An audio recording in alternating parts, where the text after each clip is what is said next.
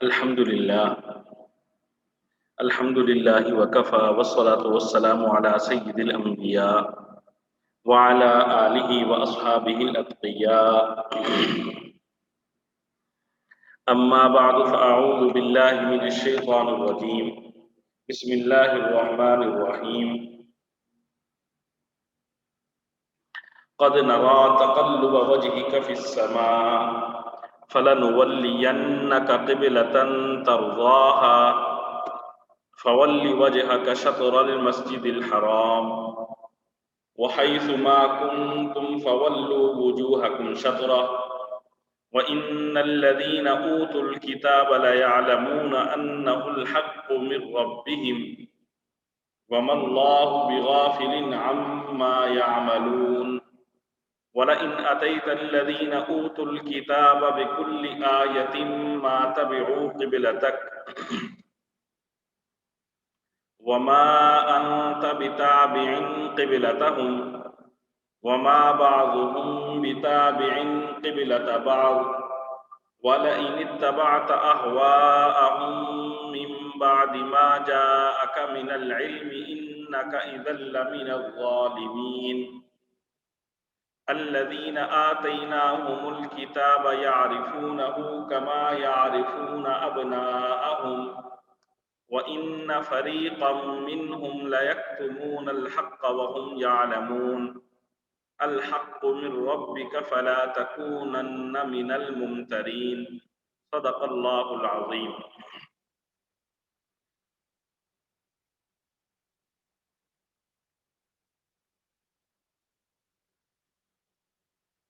قد نرا، قد تحقیق، نرا ہم نے دیکھا، تقلبا کہ اٹھتا تھا، وجہ کا آپ کا چہرہ. قد نرا تقلب وجہ کا، تحقیق ہم نے دیکھا کہ آپ کا چہرہ اٹھتا تھا،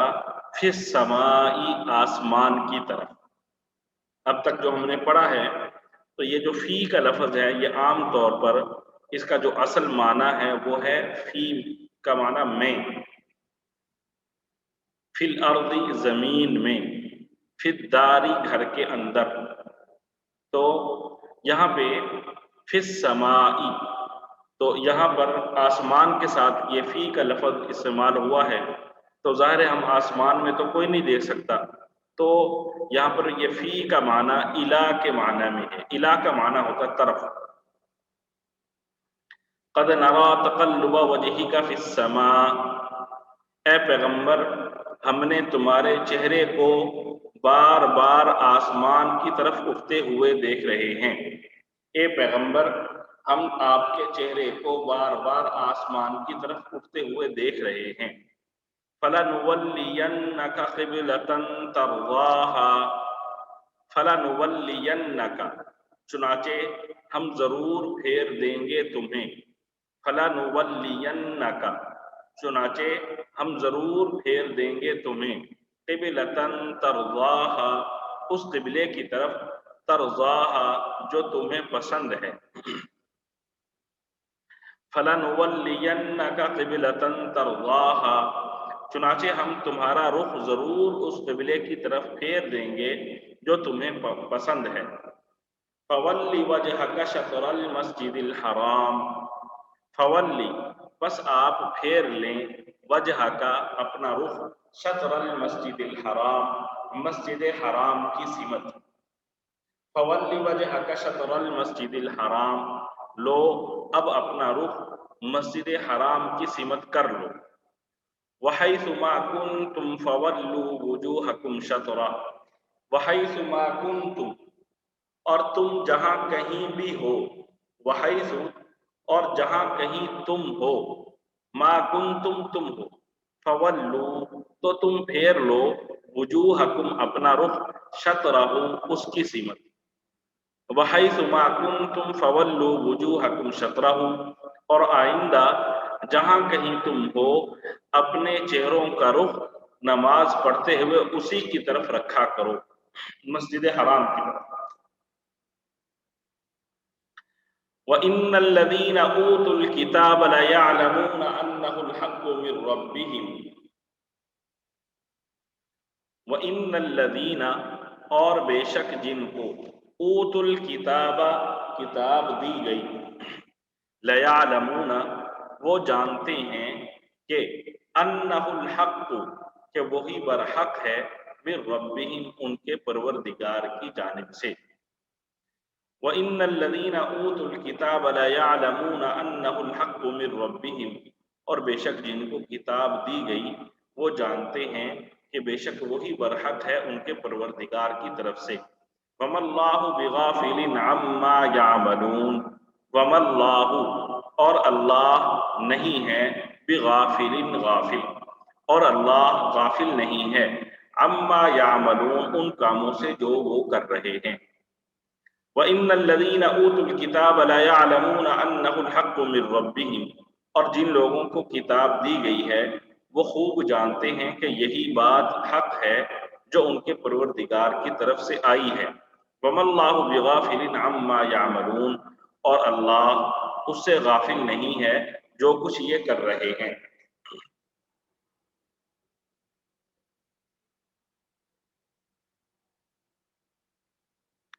وَلَئِنْ أَتَيْتَ الَّذِينَ أُوتُوا الْكِتَابَ بِكُلِّ آيَةٍ مَا تَبِعُوا قِبْلَتَكَ وَلَئِنْ أَتَيْتَ اور اگر آپ لے آئیں الَّذِينَ أُوتُوا الْكِتَابَ ان لوگوں کے پاس جن کو کتاب دی گئی بِكُلِّ آيَةٍ ہر قسم کی نشانی وَلَئِنْ أَتَيْتَ اور اگر آپ لے آئیں الَّذِينَ أُوتُوا الْكِتَابَ جن کو کتاب دی گئی ہے بِكُلِّ آیَةٍ ہر قسم کی نشانی مَا تَبِعُوا قِبْلَتَكَ مَا تَبِعُوا تو وہ اتباع نہیں کریں گے قِبْلَتَكَ آپ کے قبلہ کی وَلَئِنْ أَتَيْتَ الَّذِينَ أُوتُوا الْكِتَابَ بِكُلِّ آيَةٍ مَا تَبِعُوا قِبْلَتَكَ اور جن لوگوں کو کتاب دی گئی تھی اگر تم ان کے پاس ہر قسم کی نشانیاں لے آؤ تب بھی یہ تمہارے قبلے کی پیروی نہیں کریں گے وَمَا أَنْتَ بِتَابِعٍ قِبْلَتَهُمْ وَمَا أَنْتَ اور نہ ہی آپ بِتَابِعٍ پیروی کریں گے چلیں گے قِبْلَتَهُمْ ان کے قبلہ پر وَمَا أَنْتَ بِتَابِعٍ قِبْلَتَهُمْ اور نہ تم ان کے قبلے پر عمل کرنے والے ہو وَمَا بَعْضُهُمْ بِتَابِعٍ قِبْلَةَ بَعْضٍ وَمَا بَعْضُهُمْ اور نہ ان میں سے کچھ بِتَابِعٍ چلیں گے قِبْلَةَ بَعْضٍ کچھ کے قبلہ پر وَمَا بَعْضُهُمْ بِتَابِعٍ قِبْلَةَ بَعْضٍ اور نہ ان میں سے کچھ چلیں گے کچھ کے قبلہ پر یا وَمَا بَعْضُهُمْ بِتَابِعٍ قِبْلَةَ بَعْضٍ اور نہ یہ ایک دوسرے کے قبلے پر عمل کرنے والے ہیں وَلَئِنِ اتَّبَعْتَ أَهْوَاءَهُمْ مِنْ بَعْدِ مَا جَاءَكَ مِنَ الْعِلْمِ إِنَّكَ إِذًا لَمِنَ الظَّالِمِينَ وَلَئِنِ اتَّبَعْتَ اور اگر آپ نے پیروی کی وَلَئِنْ اور اگر اتَّبَعْتَ آپ نے پیروی کی أَهْوَاءَهُمْ ان کی خواہش کی ان کی خواہشات کی وَلَئِنِ اتَّبَعْتَ أَهْوَاءَهُمْ اور اگر آپ نے ان کی خواہشات کی پیروی کی مِن بَعْدِ مَا جَاءَكَ مِن بَعْدِ اس کے بعد کہ ما جَاءَكَ آپ کے پاس جو آ چکا ہے من العلم علم میں سے وَلَئِنِ اتَّبَعْتَ أَهْوَاءَهُمْ مِن بَعْدِ مَا جَاءَكَ مِنَ الْعِلْمِ اور اگر آپ نے ان کی خواہش کی پیروی کی اس کے بعد جو کچھ آپ کے پاس علم آ چکا ہے اِنَّكَ إِذًا لَمِنَ الظَّالِمِينَ یقیناً اِنَّكَ یقیناً آپ اِذًا تب لَمِنَ الظَّالِمِينَ ظالموں میں سے ہوں گے یقیناً ایسی صورت میں آپ ظالموں میں سے ہوں گے وَلَئِنِ اتَّبَعْتَ أَهْوَاءَهُمْ مِن بَعْدِ مَا جَاءَكَ مِنَ الْعِلْمِ إِنَّكَ إِذًا لَمِنَ الظَّالِمِينَ اور اگر کہیں تم نے ان کی خواہشات کی پیروی کر لی اور جو علم تمہارے پاس آ چکا ہے تو اس صورت میں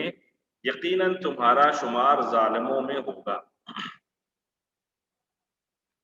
الذین آتیناہم الکتاب یعرفونہ کما یعرفون ابناءہم، الذین آتیناہم الکتاب، الذین وہ جن کو، آتیناہم ہم نے دی، الکتاب کتاب، الذین آتیناہم الکتاب جن لوگوں کو ہم نے کتاب دی ہے، ان کی کیا حالت ہے؟ یعرفونہ وہ اس کو پہچانتے ہیں، کما یعرفون ابناءہم جیسا کہ وہ پہچانتے ہیں اپنے بیٹوں کو، الذین آتیناہم الکتاب جن کو ہم نے کتاب دی ہے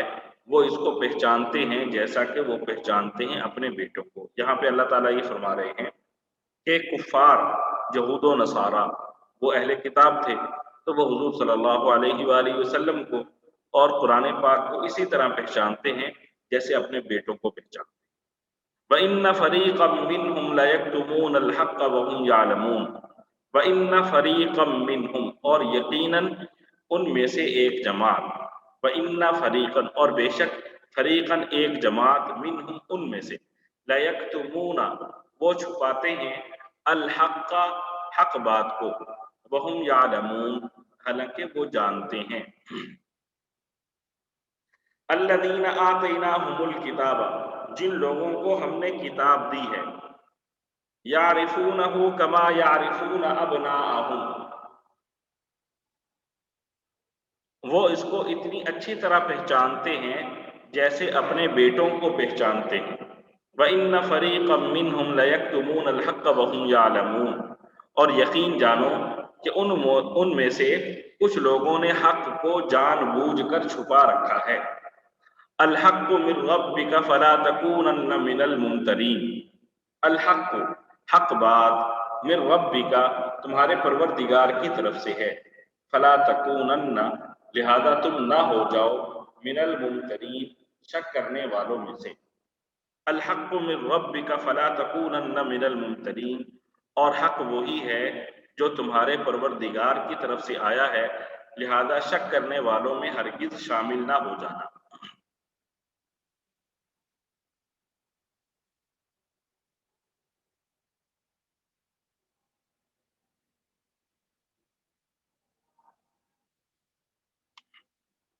قد نرى تقلب وجهك في السماء فلنولينك قبلة ترضاها، اے پیغمبر ہم نے تمہارے چہرے کو بار بار آسمان کی طرف اٹھتے ہوئے دیکھ رہے ہیں، چنانچہ ہم تمہارا رخ ضرور اس قبلے کی طرف پھیر دیں گے جو تمہیں پسند ہے۔ فَوَلِّ وَجْهَكَ شَطْرَ الْمَسْجِدِ الْحَرَامِ وَحَيْثُ مَا كُنْتُمْ فَوَلُّوا وُجُوهَكُمْ شَطْرَهُ لوگ اب اپنا رخ مسجد حرام کی سمت کر لو، اور آئندہ جہاں کہیں تم ہو اپنے چہروں کا رخ نماز پڑھتے ہوئے اسی کی طرف رکھا کرو۔ وَإِنَّ الَّذِينَ أُوتُوا الْكِتَابَ لَيَعْلَمُونَ أَنَّهُ الْحَقُّ مِنْ رَبِّهِمْ اور جن لوگوں کو کتاب دی گئی ہے وہ خوب جانتے ہیں کہ یہی بات حق ہے جو ان کے پروردگار کی طرف سے آئی ہے۔ وَمَا اللَّهُ بِغَافِلٍ عَمَّا يَعْمَلُونَ اور اللہ اس سے غافل نہیں ہے جو کچھ یہ کر رہے ہیں۔ وَلَئِنْ أَتَيْتَ الَّذِينَ أُوتُوا الْكِتَابَ بِكُلِّ آيَةٍ مَا تَبِعُوا قِبْلَتَكَ اور جن لوگوں کو کتاب دی گئی تھی اگر تم ان کے پاس ہر قسم کی نشانیاں لے آؤ تب بھی یہ تمہارے قبلے کی پیروی نہیں کریں گے۔ وَمَا أَنْتَ بِتَابِعٍ قِبْلَتَهُمْ اور نہ تم ان کے قبلے پر عمل کرنے والے ہو۔ وَمَا بَعْضُهُمْ بِتَابِعٍ قِبْلَةَ بَعْضٍ نہ یہ ایک دوسرے کے قبلے پر عمل کرنے والے ہیں۔ وَلَئِنِ اتَّبَعْتَ أَهْوَاءَهُمْ مِنْ بَعْدِ مَا جَاءَكَ مِنَ الْعِلْمِ إِنَّكَ إِذًا لَّمِنَ الظَّالِمِينَ اور اگر کہیں تم نے ان کی خواہشات کی پیروی کر لی تو اس علم کے بعد جو تمہارے پاس آ چکا ہے، اس صورت میں یقیناً تمہارا شمار ظالموں میں ہوگا۔ الذین آتیناہم الکتاب جن لوگوں کو ہم نے کتاب دی ہے، یعرفونہ کما یعرفون ابناءہم وہ اس کو اتنی اچھی طرح پہچانتے ہیں جیسے اپنے بیٹوں کو پہچانتے ہیں۔ وَإِنَّ فَرِيقًا مِّنْهُمْ لَيَكْتُمُونَ الْحَقَّ وَهُمْ يَعْلَمُونَ، اور یقین جانو کہ ان میں سے کچھ لوگوں نے حق کو جان بوجھ کر چھپا رکھا ہے۔ الحق من ربک فلا تکونن من الممترین، اور حق وہی ہے جو تمہارے پروردگار کی طرف سے آیا ہے، لہذا شک کرنے والوں میں ہرگز شامل نہ ہو جانا۔ یہ الحمدللہ سورہ بقرہ کی آیت نمبر 145، 46، 47 یہ ہم نے پڑھی ہیں، اور دوسرا پارہ ہم شروع کر چکے ہیں۔ دوسرے پارے کا آج ہمارا دوسرا سبق ہے، اور پھر آج رمضان بھی شروع ہو رہا ہے، تو دعا ہے حق تعالی شانہ ہماری ساری عبادات قبول فرمائے اور ہمیں اپنی بارگاہ میں زیادہ سے زیادہ نیک اعمال کا تحفہ پیش کرنے کی توفیق عطا فرمائے۔ جو دوسرے پارے کی پہلی آیت اور دوسری آیت ہم نے کل پڑھی تھی، ان آیات میں حق تعالی شانہ نے قبلہ کی تبدیلی کی ایک وجہ بیان کی تھی کہ اللہ تعالیٰ امتحان لینا چاہتا ہے کہ کون اللہ کے رسول صلی اللہ علیہ وآلہ وسلم کی اتباع کرتا ہے اور کون ایسا شخص ہے جو تعصب اور عناد پر پڑا رہتا ہے، اپنی ہٹ دھرمی پر قائم رہتا ہے۔ تو کل جو آیات ہم نے پڑھی وہاں پہ اللہ تعالیٰ نے صاف طور پر فرمایا کہ اس کا مقصد یہ ہے کہ ہم جان لیں کہ کون رسول صلی اللہ علیہ وآلہ وسلم کی اطاعت کرتا ہے اور کون منہ پھیرتا ہے۔ ان آیات میں حق تعالی شانہ نے حضور صلی اللہ علیہ وآلہ وسلم کو قبلہ تبدیل کرنے کا حکم دیا ہے۔ چنانچہ جو پہلی آیت ہم پڑھ رہے ہیں، اس آیت میں حق تعالی شانہ قبلہ تبدیل کرنے کی ایک اور وجہ بیان کر رہے ہیں۔ حضور صلی اللہ علیہ وآلہ وسلم کو چونکہ خانہ کعبہ سے محبت تھی، کیونکہ حضور صلی اللہ علیہ وآلہ وسلم حضرت اسماعیل علیہ السلام کی اولاد میں سے ہیں، اور خانہ کعبہ کی جو تعمیر تھی وہ حضرت اسماعیل علیہ السلام کے نے خود اپنے ہاتھوں سے کی۔ حضرت اسماعیل علیہ السلام مزدور کی طرح کام کر رہے تھے، اور حضرت اسماعیل علیہ السلام کے والد حضرت ابراہیم علیہ السلام خانہ کعبہ کی تعمیر کر رہے تھے۔ یہ بات گزشتہ اسباق میں گزر چکی۔ تو اب چونکہ حضرت اسماعیل علیہ السلام کی نسل میں سے حضور صلی اللہ علیہ وآلہ وسلم کو نبوت عطا ہوئی تھی، تو آپ صلی اللہ علیہ وآلہ وسلم کو اس لیے بیت اللہ شریف سے محبت تھی، اور اس کے ساتھ ساتھ چونکہ حضور صلی اللہ علیہ وآلہ وسلم کی پیدائش مکہ مکرمہ میں ہوئی، اور حضور صلی اللہ علیہ وآلہ وسلم کی بچپنا اور حضور صلی اللہ علیہ وسلم کی جوانی، یہ سارا عرصہ حضور صلی اللہ علیہ وآلہ وسلم کا مکہ مکرمہ میں گزرا۔ 40 سال کی عمر میں حضور صلی اللہ علیہ وآلہ وسلم کو نبوت عطا ہوئی، اور اس کے بعد بھی مزید 10 سال تک حضور صلی اللہ علیہ وآلہ وسلم 10-12 سال تک حضور صلی اللہ علیہ وسلم مکہ مکرمہ میں رہے۔ تو یہ 50 سال اپنی زندگی کا ایک طویل عرصہ حضور صلی اللہ علیہ وآلہ وسلم نے مکہ مکرمہ میں گزارا تھا، خانہ کعبہ کو دیکھتے ہوئے گزارا تھا۔ تو وہ ایک طبی محبت حضور صلی اللہ علیہ وآلہ وسلم کو خانہ کعبہ سے، تو اس لیے حضور صلی اللہ علیہ وآلہ وسلم جب مدینہ منورہ تشریف لے گئے تو اللہ تعالیٰ نے حکم دیا کہ آپ بیت المقدس کی طرف رخ کر کے نماز پڑھا کریں، جبکہ جب مکہ مکرمہ میں تھے تو حضور صلی اللہ علیہ وسلم بیت اللہ کی طرف رخ کر کے نماز پڑھتے تھے۔ جب مدینہ گئے تو وہاں پہ اللہ نے حکم دیا کہ بیت المقدس کی طرف رخ کریں۔ اب چونکہ حضور صلی اللہ علیہ وسلم کو طبی طور پر خانہ کعبہ سے محبت تھی، تو حضور صلی اللہ علیہ وآلہ وسلم بار بار آسمانوں کی طرف نظر اٹھا کے دیکھتے تھے، اور مقصد حضور صلی اللہ علیہ وسلم کا یہ تھا کہ کس دن اللہ تعالیٰ کی جانب سے یہ حکم آئے کہ جو بیت اللہ ہے، خانہ کعبہ ہے، اس کو تمہارا قبلہ مقرر کیا جاتا ہے۔ تو دین، سارے کا سارا دین، اس کا خلاصہ کیا ہے؟ اللہ کے احکام ماننا، اللہ کے احکام کو پورا کرنا۔ اب یہاں پہ دیکھ لیں حضور صلی اللہ علیہ وآلہ وسلم، اب حضور صلی اللہ علیہ وسلم کو حکم ہوا کہ آپ نے بیت المقدس کی طرف رخ کرنا ہے۔ اب دل میں حضور صلی اللہ علیہ وسلم چاہ رہے ہیں کہ خانہ کعبہ کی طرف رخ کیا جائے، ٹھیک ہے، لیکن اللہ تعالیٰ کا حکم ہماری خواہش کے خلاف آیا، تو حضور صلی اللہ علیہ وسلم نے اپنی خواہش کو دبایا اور حکم کو پورا کیا، اور 17 ماہ تک حضور صلی اللہ علیہ وسلم بیت المقدس کی طرف رخ کر کے نمازیں ادا کرتے رہے۔ بالآخر اللہ تعالیٰ نے ان آیات میں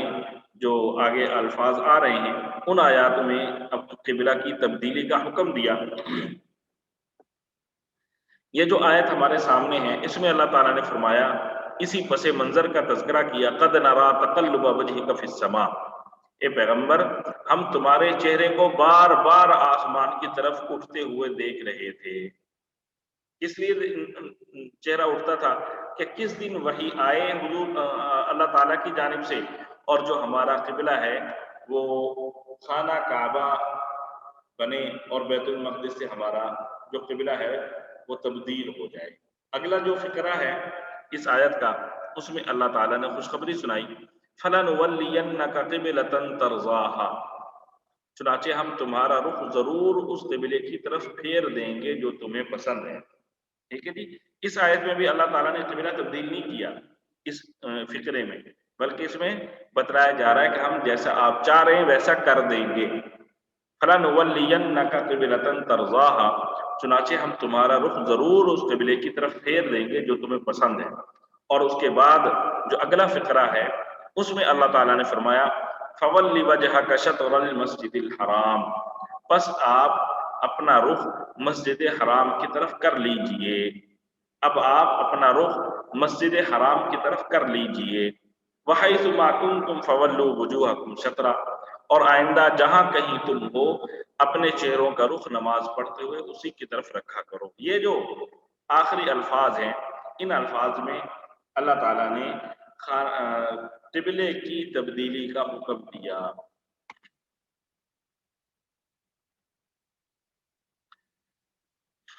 احادیث میں آتا ہے کہ یہ آیات جب نازل ہوئی تو اس وقت حضور صلی اللہ علیہ وآلہ وسلم بنی سلمہ کے محلہ میں بشر ابن برا ابن معرور کے گھر میں تشریف فرما تھے۔ بنی سلمہ کے محلہ میں بشر ابن برا ابن معرور کے گھر میں حضور صلی اللہ علیہ وسلم تشریف فرما تھے۔ یہ جگہ مدینہ منورہ سے 4 میل کے فاصلے پر ہے۔ نماز ظہر کا وقت ہوا تو حضور صلی اللہ علیہ وآلہ وسلم بما اپنے ساتھیوں کے محلہ کی مسجد میں نماز کے لیے تشریف لے گئے۔ آپ صلی اللہ علیہ وآلہ وسلم وہاں نماز کی امامت فرما رہے تھے محلہ کی مسجد میں، تو دوران نماز یہ آیت نازل ہوئی، فَوَلِّ وَجْهَكَ شَطْرَ الْمَسْجِدِ الْحَرَامِ۔ ظہر کی نماز تھی، حضور صلی اللہ علیہ وآلہ وسلم 2 رکعت نماز ادا کر چکے تھے اور 2 رکعت باقی تھی، تو تب یہ حکم نازل ہوا، فَوَلِّ وَجْهَكَ شَطْرَ الْمَسْجِدِ الْحَرَامِ، بس آپ اپنا رخ مسجد حرام کی سمت کر لیجئے۔ تو حضور صلی اللہ علیہ وآلہ وسلم نے اس وحی کے نازل ہونے پر فوراً نماز کے دوران اپنا رخ بیت المقدس سے بیت اللہ شریف کی طرف کر لیا۔ اس کو آپ یوں سمجھیں جیسے ہم مغرب کی طرف رخ کر کے نماز پڑھتے ہیں، اب حضور صلی اللہ علیہ وآلہ وسلم کو حکم دیا گیا آپ مشرق کی طرف رخ کر کے نماز پڑھیں، بالکل الٹ جانب حکم دیا گیا کہ آپ اس طرف اب رخ کر کے نماز پڑھیں۔ تو حضور صلی اللہ علیہ وآلہ وسلم نے ایسا ہی کیا کہ اپنی جگہ سے رخ قبلے کی جانب خانہ کعبہ کی جانب بیت اللہ کی جانب پھیر لیا۔ اب حضور صلی اللہ علیہ وآلہ وسلم کے پیچھے مرد صحابہ بھی نماز پڑھ رہے تھے اور خواتین بھی حضور صلی اللہ علیہ وسلم کے سامنے نماز پڑھ رہی تھی۔ تو جب حضور صلی اللہ علیہ وآلہ وسلم نے اپنا رخ بیت اللہ کی طرف کیا تو صحابہ نے بھی اپنی صفوں کو پلٹ دیا۔ تو اب یہ جو بنی سلمہ کی مسجد ہے اس وقت بھی موجود ہے، اور اس کو مسجد قبلتین، دو قبلوں والی مسجد کہا جاتا ہے۔ مسجد کا نام مسجد قبلتین، دو قبلوں والی مسجد، اب بھی یہ موجود ہے۔ اس مسجد میں جب ہم جائیں، اللہ تعالیٰ ہم سب کو عمرہ کی توفیق عطا فرمائے، حج کی توفیق عطا فرمائے، بار بار اپنے بچوں کے ساتھ اللہ ہم سب کو لے کر جائے۔ تو جب اس مسجد میں جائیں تو جو اس مسجد کا مرکزی دروازہ ہے، وہاں سے جب ہم داخل ہوتے ہیں تو سیدھا سامنے محراب ہے۔ یہ محراب وہ ہے جہاں حضور صلی اللہ علیہ وآلہ وسلم کو حکم دیا گیا کہ اس طرف آپ رخ پھیر لیں، جبکہ اس محراب کے بالکل بالمقابل مرکزی جو دروازہ ہے، اس کے عین اوپر محراب پر دروازہ جو ہے اس پر انہوں نے ایک مصلی بنا کے لگایا ہوا ہے، جو اس بات کی نشانی ہے کہ یہ وہ جگہ ہے، مرکزی دروازہ، جہاں پہ حضور صلی اللہ علیہ وسلم کھڑے ہو کر نماز پڑھا رہے تھے، اور یہاں سے حضور صلی اللہ علیہ وسلم کو حکم دیا گیا کہ آپ دوسری طرف اپنا رخ کر لیجیے۔ یہ جو آیات ہم نے پڑھی ہیں، ان آیات میں ایک شطر کا لفظ بار بار استعمال ہوا ہے، فولی وجہ کا شطر المسجد الحرام، اور آگے فرمایا وحیث ما کنتم فولوا وجوہکم شطرا۔ یہ جو شطر کا لفظ ہے، اس کے معنی سمجھ لیے جائیں، یہ عربی زبان میں مختلف معانی کے لیے استعمال ہوتا ہے۔ ایک شطر کا معنی ہوتا ہے نصف، شطر کا معنی ایک نصف آتا ہے، جیسے حدیث میں حضور صلی اللہ علیہ وآلہ وسلم نے فرمایا کہ انی ارجو ان تکونوا شطر اہل الجنہ، حضور صلی اللہ علیہ وسلم نے فرمایا مجھے امید ہے کہ جنت میں جانے والے کل لوگوں میں نصف تعداد امت محمدیہ کی ہو۔ یہاں پہ شطر کا لفظ استعمال ہوا اور نصف کے معنی میں استعمال ہوا۔ اسی طرح شطر کا یہ جو لفظ ہے، اس کا ایک معنی جزء بھی آتا ہے، حصہ، جیسے مشہور مقولہ ہے ان الفرائض شطر العلم، فرائض یعنی وراثت کے جو مسائل ہیں یہ علم کا حصہ ہے، وراثت کے مسائل علم کا حصہ ہیں۔ اور اسی طرح یہ جو قرآن پاک کی یہ آیت استعمال ہو رہی ہے فولی وجہ کا شطر المسجد الحرام، اس آیت میں شطر کا لفظ استعمال ہو رہا ہے، یہاں شطر کا معنی جہت ہے، شطر کا معنی جہت، لہذا اس کا مطلب یہ ہوا، اللہ تعالیٰ نے فرمایا فَوَلُّوا وُجُوهَكُمْ شَطْرًا، فَوَلِّ وَجْهَكَ شَطْرَ الْمَسْجِدِ الْحَرَامِ، مسجد حرام کی جہت کی طرف اپنا رخ پھیر لو۔ اس کا مطلب یہ ہے کہ عین کعبہ کی طرف رخ کرنا ضروری نہیں ہے، عین کعبہ کی طرف رخ کرنا ضروری نہیں ہے۔ اصل بات یہ ہے کہ جب آپ خانہ کعبہ کے سامنے ہیں تو پھر ہم نے خانہ کعبہ کی طرف ہی رخ کرنا ہے، لیکن اگر ہم خانہ کعبہ کے سامنے نہیں ہیں تو پھر ہم نے جو مسجد حرام کی سمت ہے اس طرف رخ کرنا ہے، یا کہیں جو خانہ کعبہ کی سمت ہے اس طرف رخ کرنا ہے۔ جیسے اب ہم پاکستان میں ہیں تو پاکستان سے جو سعودی عرب ہے، مکہ مکرمہ ہے، وہ مغرب کی جانب واقع ہے، تو اب ہم اپنے علاقے سے مغرب کی طرف رخ کر لیں گے تو ہماری نماز ادا ہو جائے گی۔ ہم شمال کی طرف کریں، جنوب کی طرف کریں، مشرق کی طرف کریں تو ہماری نماز ادا نہیں۔ اور اگر جو لوگ عین مکہ مکرمہ میں موجود ہیں، خانہ کعبہ میں موجود ہیں، مسجد حرام میں موجود ہیں، ان کو اپنی آنکھوں سے خانہ کعبہ نظر آ رہا ہے، تو وہ خانہ کعبہ کے سامنے کھڑے ہو کر اگر کسی اور طرف رخ کریں گے، خانہ کعبہ کی طرف پشت کر لیں اور خانہ کعبہ کی طرف پشت کر کے دوسری طرف منہ کر کے نماز ادا کریں گے تو ان کی نماز نہیں ہوگی۔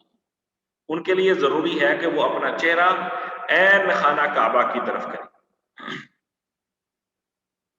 اور دوسری بات یہ ہے کہ آج کل جیسے جدید آلات آ چکے اور اسی طرح اور فلکیات کا پورا ایک نظام ہے، اس سے ہمیں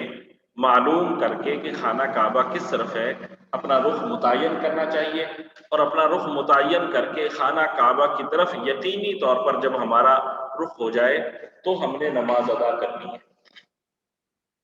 اور اگر خانہ کعبہ کی طرف ہمارا رخ نہ ہو اور ہمارے پاس آلات بھی نہ ہو، کسی طرح علم بھی نہ ہو سکے کہ رخ کعبہ کس طرف ہے، قبلہ کس طرف ہے، تو ایسی صورت میں شریعت نے ہمیں حکم دیا ہے کہ تم غور و فکر کرو، تحری کرو۔ اگر تحری کی، غور و فکر کیا اور اس کے نتیجے میں ایک جانب ہمیں اندازہ ہوا کہ یہ اس جانب قبلہ ہو سکتا ہے اور اس طرف رخ کر کے ہم نے نماز پڑھ لی تو ہماری نماز ادا ہو جائے گی۔ لیکن ہم نے تحری نہیں کی، غور و فکر نہیں کیا، وہاں لوگ موجود سے ان سے بھی پوچھنے کی کوشش نہیں کی، تو ایسی صورت میں نماز نہیں ہوتی۔ آگے اللہ تعالیٰ فرما رہے ہیں وَإِنَّ الَّذِينَ أُوتُوا الْكِتَابَ لَيَعْلَمُونَ أَنَّهُ الْحَقُّ مِنْ رَبِّهِمْ وَمَا اللَّهُ بِغَافِلٍ عَمَّا يَعْمَلُونَ کہ یہ جو قبلہ تبدیل ہوا، ظاہر ہے جب قبلہ تبدیل ہوا تو پورے علاقے میں یہ بات پھیلی، سب لوگوں کو علم ہوا۔ اب یہ جو یہود و نصارہ تھے انہوں نے حضور صلی اللہ علیہ وآلہ وسلم پر اعتراض کرنا شروع کر دیا، جیسا کہ یہ پہلے ہی اللہ تعالیٰ نے پیشین کو ہی فرما دی تھی کہ اب یہ لوگ اعتراض کریں گے۔ تو اللہ تعالیٰ فرما رہے ہیں کہ جن لوگوں کو کتاب دی گئی ہے آپ سے پہلے، یہود و نصارہ، وہ خوب جانتے ہیں کہ یہی حق ہے اللہ تعالیٰ کی جانب سے، یعنی اللہ تعالیٰ نے ان کی کتابوں میں بھی اس چیز کی پیشین گوئی فرما دی تھی کہ جو نبی آخر الزمان آئے گا وہ بیت المقدس سے بیت اللہ کی طرف رخ تبدیل کرے گا، اس کے باوجود وہ نہیں مان رہے، تو اللہ تعالیٰ نے فرمایا وہ صرف اور صرف ضد اور ہٹ درمی کی بنا پر آپ کی مخالفت کر رہے ہیں، اس کے علاوہ کوئی اور ان کا مقصد نہیں ہے۔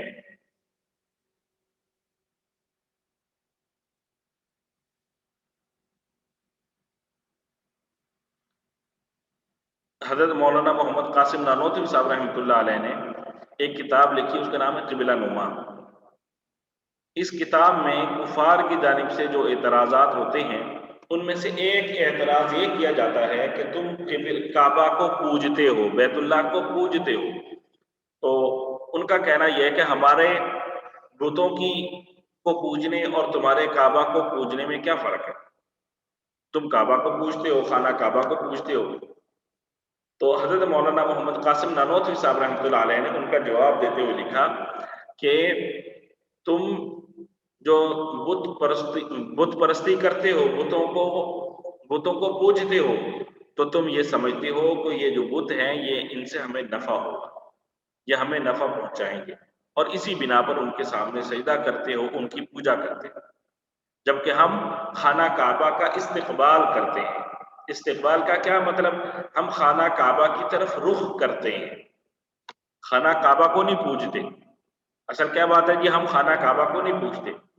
بلکہ اللہ تعالیٰ کی عبادت کرتے ہیں۔ اور یہ جو لوگ بتوں کو پوجتے ہیں تو یہ کیا کرتے ہیں؟ بتوں کی عبادت کرتے ہیں، یہ سمجھتے ہیں کہ ان بتوں سے ہمیں فائدہ ہوگا، جبکہ ہمارا سب مسلمانوں کا یہ عقیدہ ہے کہ خانہ کعبہ خدا نہیں، ہم خانہ کعبہ کی عبادت نہیں کرتے، بلکہ ہم سمجھتے ہیں کہ اللہ تعالیٰ کی جو تجلی ہے، خاص تجلی، اس کا ظہور اس جگہ پہ ہوتا ہے، تو ہم اس تجلی کو پوجتے ہیں، اس تجلی کا استقبال کرتے ہیں۔ تو مقصود ہمارا کیا ہے؟ اللہ تعالیٰ کی ذات، مقصود یہ خانہ کعبہ نہیں ہے۔ اگر یہ خانہ کعبہ بالفرض اللہ نہ کرے کسی بھی وجہ سے گر جائے تو کیا خیال ہے مسلمان اس طرف رخ کرنا چھوڑ دیں گے؟ ظاہر مسلمان پھر بھی اس طرف رخ کر کے نماز ادا کریں گے۔ جیسے حضرت عبداللہ بن زبیر رضی اللہ تعالیٰ عنہ کا زمانہ تھا، تو حضرت عبداللہ بن زبیر رضی اللہ تعالیٰ عنہ نے بیت اللہ کو اثر نو تعمیر کیا تھا، اور جب حضرت عبداللہ بن زبیر رضی اللہ تعالیٰ عنہ نے خانہ کعبہ کو گرا دیا اور اس کی دیواریں گرا کر وہاں پہ کپڑے لگا دیے، کناتیں کھڑی کر دی گئی، تو تمام مسلمان ساری دنیا کے تب بھی اسی طرف رخ کر کے نماز ادا کرتے رہے، حالانکہ خانہ کعبہ نہیں تھا اس وقت، یہ وہ منہدم ہو چکا تھا۔ تو اصل بات کیا ہے؟ ہم بیت اللہ شریف کی جو جہت ہے اس طرف رخ کرتے ہیں، اور اس طرف رخ کرنے کا کیا مقصد ہے کہ جہاں پہ اللہ تعالیٰ کی تجلیات کا یہ مرکز ہے، اللہ تعالیٰ کی تجلیات یہاں پہ ہوتی ہیں، تو ان اللہ تعالیٰ کی جو تجلیات ہیں وہ ہمارا مطلوب اور مقصود ہے، باقی خانہ کعبہ ہمارا مقصود اور مطلوب نہیں ہے، اصل عبادت اللہ تعالیٰ کی ہے۔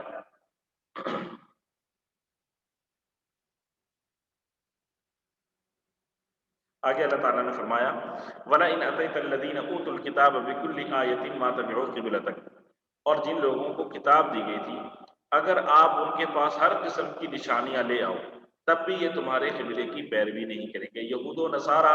جو مخالفت کرتے تھے تو اللہ تعالیٰ حضور صلی اللہ علیہ وسلم کو تسلی بھی دے رہے ہیں اور فرما رہے ہیں کہ یہ صرف اور صرف مخالفت کر رہے ہیں، اس کے علاوہ کہ ان کا کوئی اور مقصد نہیں ہے۔ اور اللہ تعالیٰ نے فرمایا وَمَا أَنْتَ بِتَابِعٍ قِبْلَتَهُمْ، اور نہ تم ان کے قبلے پر عمل کرنے والے ہو، وَمَا بَعْضُهُمْ بِتَابِعٍ قِبْلَةَ بَعْضٍ، اور ان میں سے وہ سب کے سب ایک دوسرے کے قبلے پر عمل کرنے والے نہیں۔ وَلَئِنِ اتَّبَعْتَ أَهْوَاءَهُمْ مِنْ بَعْدِ مَا جَاءَكَ مِنَ الْعِلْمِ إِنَّكَ إِذًا لَّمِنَ الظَّالِمِينَ، اور جو علم تمہارے پاس آ چکا ہے اس کے بعد اگر کہیں تم نے ان کی خواہشات کی پیروی کر لی تو اس صورت میں یقیناً تمہارا شمار ظالموں میں ہوگا۔ یہودی جو تھے ان کا قبلہ ہے بیت المقدس، ٹھیک ہے جی، اور یہ جو عیسائی ہیں ان کا قبلہ ہے صخرہ۔ اگر آپ دیکھیں تو جو مسجد اقصیٰ ہے اس کا جب آپ گوگل کریں گے تو مسجد اقصیٰ سبز گنبد والی ہے، ہلکا سبز گنبد ہے اس کا، اور اسی طرح جو ہمیں پیلے کلر والی ایک تصویر نظر آتی ہے بیت المقدس کے نام سے، وہ ہے گنبد صخرہ۔ تو جو مسجد اقصیٰ ہے بیت المقدس ہے یہودیوں کا وہ قبلہ ہے، اور جو یہ گنبد صخرہ ہے اس کے اندر ایک پتھر ہے، نصارہ یعنی عیسائی اس کی طرف رخ کر کے نماز ادا کرتے ہیں، وہ ان کا قبلہ ہے، اور اہل اسلام کا قبلہ خانہ کعبہ ہے۔ الذین آتیناہم الکتاب یعرفونہ کما یعرفون ابناءہم وان فریقا منہم لیکتمون الحق وہم یعلمون، جن لوگوں کو ہم نے کتاب دی ہے یعنی یہود و نصارہ، وہ اس کتاب کو اور حضور صلی اللہ علیہ وآلہ وسلم کو اتنی اچھی طرح پہچانتے ہیں جیسے اپنے بیٹوں کو پہچانتے ہیں۔ وَإِنَّ فَرِيقًا مِّنْهُمْ لَيَكْتُمُونَ الْحَقَّ وَهُمْ يَعْلَمُونَ، اور یقین جانو کہ ان میں سے کچھ لوگوں نے حق کو جان بوجھ کر چھپا رکھا ہے۔ شاہ ولی اللہ محدث دہلوی رحمۃ اللہ علیہ فرماتے ہیں کہ پیغمبر اور کلام پاک کو بیٹوں کی طرح جاننے کا مطلب یہ ہے کہ جس طرح بیٹا گود میں ہونے کی وجہ سے اس پر شک نہیں گزرتا، ظاہر ہے ہم اپنے بچوں کو اپنی گود میں کھلاتے ہیں نا، تو شاہ ولی اللہ رحمۃ اللہ علیہ فرماتے ہیں کہ ہم بچپنے سے اپنے بچوں کو اپنی گود میں کھلا رہے ہوتے ہیں تو ہمیں اس کے بارے میں کسی قسم کا شک نہیں ہوتا، ہمیں یقین ہوتا ہے کہ یہ ہمارا بچہ ہے۔ تو اللہ تعالیٰ نے فرمایا اسی طرح یہ جو اہل کتاب ہیں ان کو حضور صلی اللہ علیہ وآلہ وسلم کے بارے میں اتنا ہی یقین تھا جتنا اپنی اولاد کے بارے میں۔ اتنا یقین کیوں تھا؟ اس لیے کہ ان کتابوں میں حضور صلی اللہ علیہ وسلم کی نشانیاں تھیں، یہ ان نشانیوں کی وجہ سے حضور صلی اللہ علیہ وسلم کو اور قرآن پاک کو پہچانتے تھے۔ بہرحال اللہ تعالیٰ ہم سب کو خانہ کعبہ کی جہت پر عبادت کرنے کی توفیق عطا فرمائے، اور ہمیں اللہ تعالیٰ دین اسلام پر استقامت عطا فرمائے۔ صلی اللہ علیہ وآلہ وسلم برحمتک یا ارحم الراحمین۔